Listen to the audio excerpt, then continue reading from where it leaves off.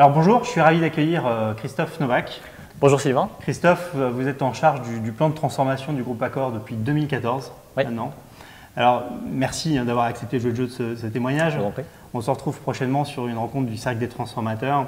Et un peu en avant-première, vous avez accepté de témoigner avec nous sur les clés de succès. Je ne sais pas si on peut en parler comme ça, mais en tout cas les clés les recettes pour engager un plan de transformation avec une expérience vivante qui est celle d'Accor.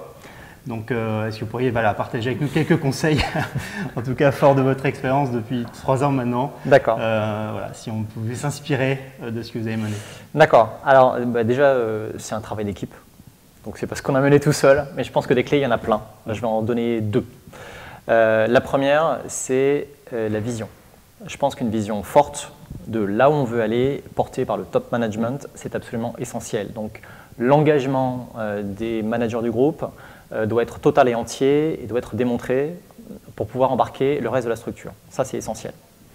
Après, j'ai une phrase que je connais et que j'adore, qui est que la stratégie, elle est dévorée par la culture au petit déjeuner. Qu'est-ce que ça veut dire?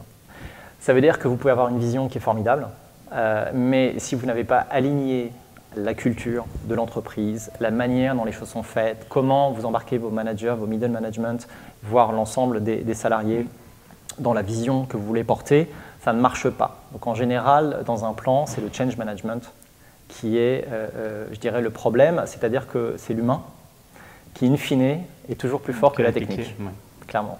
Donc l'humain, on peut difficilement manier, alors que la technique, on peut couper, on peut faire plein de choses, mais il faut y aller. En tout cas, il faut embarquer les gens de manière naturelle. De manière naturelle et surtout, il faut les incentiver, c'est-à-dire il faut qu'ils aient une vision claire de qui ils seront demain. Il faut leur donner les moyens, les former. Je pense que la formation est absolument essentielle quand ils ont besoin d'acquérir de nouvelles compétences. Et être en pleine cohérence, vous l'avez évoqué, au sein du groupe Accor, on a même changé le modèle de rémunération avec des incentives qui étaient vraiment basés sur des… Ça, c'est un des exemples. Alors, ce serait difficile de développer ici, détails, bien sûr. Mais on a changé effectivement la manière dont les bonus étaient calculés pour pouvoir l'aligner sur le résultat final qu'on voulait avoir. Qui était très orienté expérience client et réputation de l'entreprise. Pour le bonus, oui, complètement. Parce que l'expérience est l'essentiel et l'expérience est donnée par le relationnel. L'expérience et le relationnel, en fait, c'est évidemment donné par l'humain, par le contact que vous avez avec vos employés, vos salariés. Donc au final, c'est eux qui vont être la clé du succès. Donc moi, j'aurais une chose à dire, en fait, c'est faites confiance à vos salariés, investissez sur eux autant que sur la technologie.